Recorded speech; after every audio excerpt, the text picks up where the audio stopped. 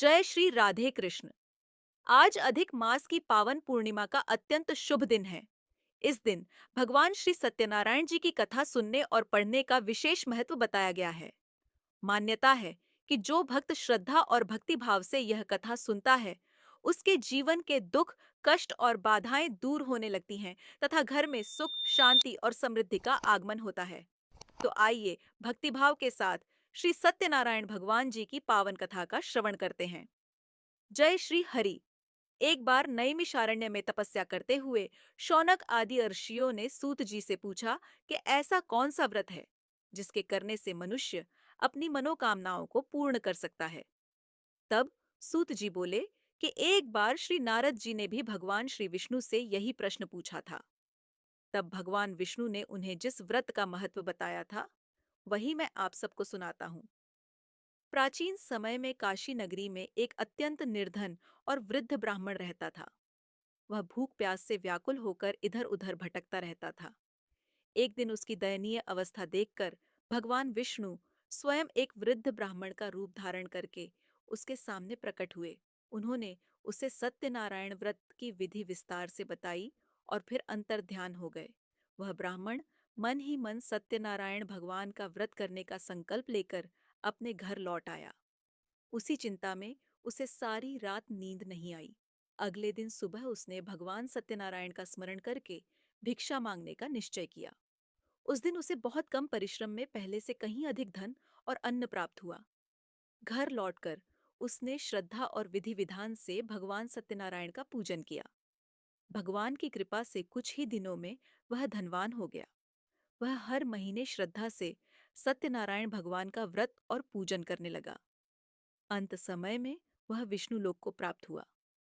सूत जी आगे बोले कि एक दिन वही ब्राह्मण अपने परिवार और मित्रों के साथ बैठकर भगवान सत्यनारायण की कथा सुन रहा था। उसी समय एक लकड़हारा वहां आया। वह भूख और प्यास से बहुत व्याकुल था। वह भी कथा सुनने बैठ गया। कथा समाप्त होने पर उसने ब्राह्मण से पूछा कि यह कौन सा व्रत है। तब ब्राह्मण ने बताया कि यह सत्यनारायण भगवान का व्रत है, जो मनुष्य की सभी मनोकामनाएं पूर्ण करता है। इसी व्रत के प्रभाव से मुझे यह सुख और वैभव प्राप्त हुआ है। यह सुनकर लकड़हारे ने भी मन ही मन भगवान सत्यनारायण का व्रत करने का निश्चय किया। वह लकड़ियां बेचने बाजार गया। उस दिन उसकी लकड़ियां दुगुने दाम में बिकीं। उसने उन पैसों से दूध, दही और पूजा की सारी सामग्री खरीदी और घर जाकर अपने परिवार तथा पड़ोसियों के साथ श्रद्धा से भगवान सत्यनारायण का पूजन किया। भगवान की कृपा से वह भी कुछ ही दिनों में सुखी और संपन्न हो गया।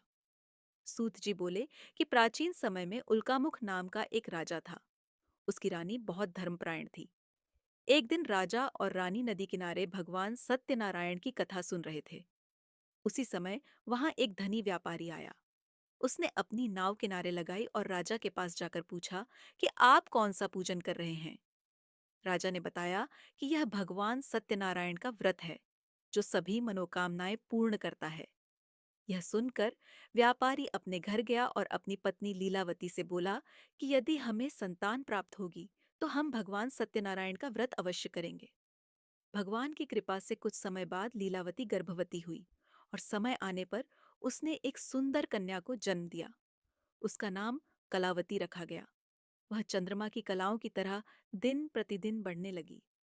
एक दिन लीलावती ने अपने पति को सत्यनारायण व्रत की याद दिलाई, लेकिन व्यापारी अपने व्यापार में इतना व्यस्त हो गया कि वह व्रत करना भूल गया।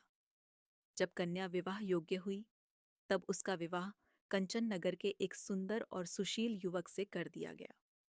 फिर भी व्यापारी ने भगवान सत्यनारायण का व्रत नहीं किया। इससे भगवान अप्रसन्न हो गए। कुछ समय बाद व्यापारी अपने दामाद के साथ व्यापार करने समुद्र किनारे एक नगर में गया। उसी समय वहां के राजा चंद्रकेतु के महल से चोर बहुत सा धन चुराकर भागे। सिपाही उनका पीछा कर रहे थे। चोर डरकर चोरी का धन व्यापारी के डेरे के पास छोड़कर भाग गए। सिपाहियों ने व्यापारी और उसके दामाद को ही चोर समझ लिया और पकड़कर जेल में डाल दिया। उनका सारा धन भी राजकोष में जमा कर लिया गया। इधर भगवान के कोप से लीलावती और कलावती भी दुख भोगने लगीं। एक दिन कलावती भूखी प्यासी अवस्था में मंदिर गई, जहां भगवान सत्यनारायण की कथा हो रही थी। उसने श्रद्धा से कथा सुनी और प्रसाद लेकर घर लौटी। उसने अपनी माता को सारी बात बताई। तब लीलावती को अपने पति का अधूरा संकल्प याद आया। उसने तुरंत भगवान सत्यनारायण का व्रत करने का निश्चय किया।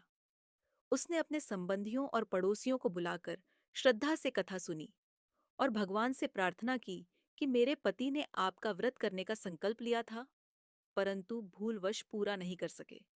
कृपा करके उन्हें क्षमा करें। उनकी प्रार्थना से भगवान सत्यनारायण प्रसन्न हो गए। उसी रात भगवान ने राजा चंद्रकेतु को स्वप्न में दर्शन देकर कहा कि प्रातः होते ही उन दोनों व्यापारियों को जेल से मुक्त कर दो और उनका सारा धन लौटा दो, अन्यथा तुम्हारा राज्य नष्ट हो जाएगा।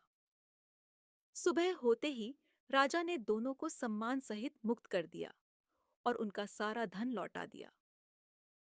व्यापारी और उसका दामाद प्रसन्न होकर नाव में बैठकर अपने नगर की ओर चल पड़े। रास्ते में भगवान सत्यनारायण सन्यासी के वेश में उनके पास आए और पूछा कि तुम्हारी नाव में क्या है। व्यापारी ने अहंकार में आकर कहा कि इसमें केवल पत्ते और घास है। भगवान ने कहा, तथास्तु। सन्यासी के जाते ही नाव में रखा सारा धन वास्तव में पत्तों और घास में बदल गया। व्यापारी दुखी होकर बेहोश हो गया। फिर उसे अपनी भूल का एहसास हुआ। वह सन्यासी के पास गया और उनके चरणों में गिरकर क्षमा मांगने लगा। भगवान उसकी विनती से प्रसन्न हुए और अंतर्ध्यान हो गए। जब व्यापारी वापस नाव के पास पहुंचा तो उसमें फिर से धन और रत्न भरे हुए थे। उसने वहीं भगवान सत्यनारायण का पूजन किया और कथा सुनी। जब वह अपने नगर के पास पहुंचा तो उसने संदेश भेजा। उस समय लीलावती भगवान सत्यनारायण की कथा सुन रही थी। उसने अपनी पुत्री कलावती से कहा कि तुम्हारे पिता और पति आ गए हैं। मैं उनके स्वागत के लिए जाती हूँ। तुम प्रसाद लेकर शीघ्र आना। कलावती खुशी में इतनी मग्न हो गई कि प्रसाद लेना भूल गई और तुरंत नदी तट की ओर दौड़ पड़ी। जैसे ही वह वहां पहुंची, उसके पति सहित नाव जल में डूब गई। यह देखकर सभी विलाप करने लगे। तभी आकाशवाणी हुई कि कलावती ने भगवान के प्रसाद का निरादर किया है, इसी कारण यह सब हुआ है।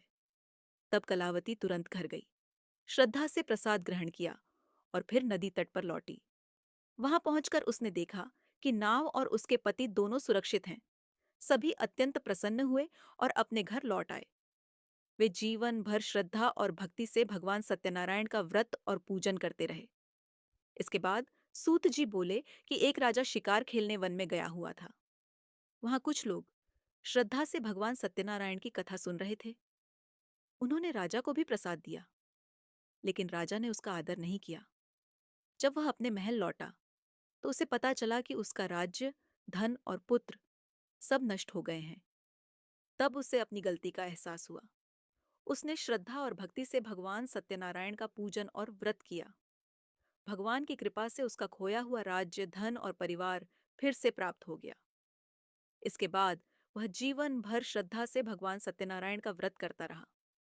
भक्तजनों, भगवान श्री सत्यनारायण जी की यह पावन कथा हमें सिखाती है कि जो व्यक्ति सच्चे मन, श्रद्धा और विश्वास के साथ भगवान का स्मरण करता है, उसके जीवन के सभी दुख और कष्ट धीरे धीरे दूर होने लगते हैं।